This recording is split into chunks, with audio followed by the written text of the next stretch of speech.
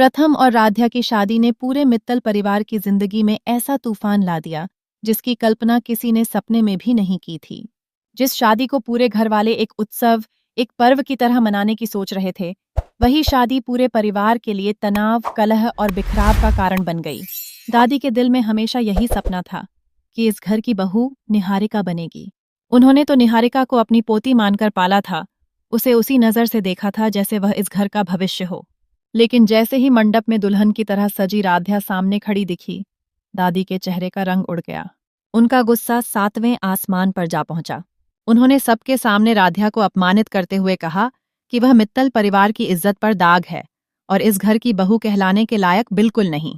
दादी के कठोर शब्दों ने पूरे माहौल को और ज्यादा भारी और असहनीय बना दिया। उधर प्रथम भी इस रिश्ते को अपने दिल से स्वीकारने के लिए तैयार नहीं था। उसके मन में गहरी गलतफहमियां थीं। उसे लगता था कि उसकी पूरी जिंदगी खत्म हो गई है और इसके पीछे सिर्फ और सिर्फ राध्या जिम्मेदार है। शादी के बाद भी उसके चेहरे से साफ झलक रहा था कि वह इस रिश्ते को नफरत से देखता है। दूसरी तरफ राध्या ने आंसुओं के बावजूद खुद को संभाल लिया। उसने सास रजनी का हाथ पकड़कर वादा किया कि चाहे कितनी भी मुश्किलें क्यों ना आएं, वह इस घर को टूटने नहीं देगी। रिश्तों की डोर को मजबूत करने के लिए वह अपनी पूरी जान लगा देगी। रजनी ने उसे दिलासा दिया, मगर उनके दिल में भी डर बैठा हुआ था कि कहीं दादी का गुस्सा और प्रथम की नफरत इस रिश्ते को शुरुआत से ही न तोड़ दे। ऐसे तनावपूर्ण माहौल में अचानक घर का दरवाजा बज उठा। घंटी की आवाज ने सबको चौंका दिया। माहौल में छाई खामोशी और गहरी हो गई। रजनी ने धीरे से राध्या से कहा, जाकर देखो कौन है। राध्या भारी कदमों से दरवाजे की ओर बढ़ी और जैसे ही उसने दरवाजा खोला, उसकी सांसें थम गईं। सामने वही चेहरा था जिसे उसने बरसों से सिर्फ तस्वीरों में देखा था। सामने खड़े थे उसके पापा, दिव्यम बंसल। वही दिव्यम जिन्हें 20 साल पहले एक दर्दनाक हादसे में खोया मान लिया गया था। राध्या की आंखों से आंसुओं की धारा बह निकली और वह दौड़कर अपने पापा से लिपट गई। पूरा परिवार यह दृश्य देखकर अवाक रह गया। किसी को विश्वास ही नहीं हो रहा था कि दिव्यम सचमुच जिंदा हैं। दिव्यम ने सबको शांत किया और सच्चाई बताई। उन्होंने कहा कि उस हादसे में उनकी याददाश्त चली गई थी। वह कई सालों तक अनजान जगहों पर भटकते रहे, कभी किसी आश्रम में, कभी किसी अजनबी शहर में। उन्होंने कई साल अनजानेपन में काट दिए, लेकिन हाल ही में जब याददाश्त लौटी तो सबसे पहले उन्हें अपनी बेटी की याद आई और बिना एक पल गंवाए वे उसके पास लौट आए। राध्या को लगा कि उसकी टूटी दुनिया फिर से जुड़ गई है, लेकिन यह खुशी ज्यादा देर तक टिक न सकी। दिव्यम ने सबके सामने वह सच रखा जिसने पूरे घर की नींव हिला दी।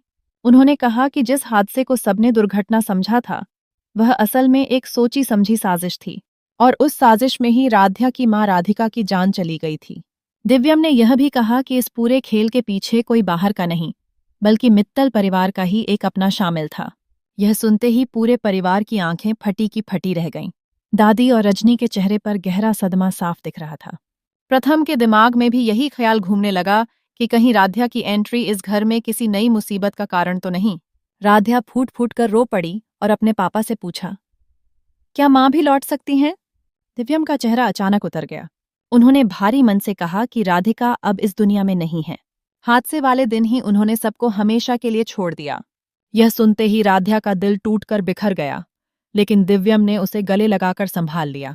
इसी बीच यह खबर सुजाता तक पहुंची कि उसका बेटा दिव्यम अब भी जिंदा है। सुजाता तो जैसे पागल हो गई।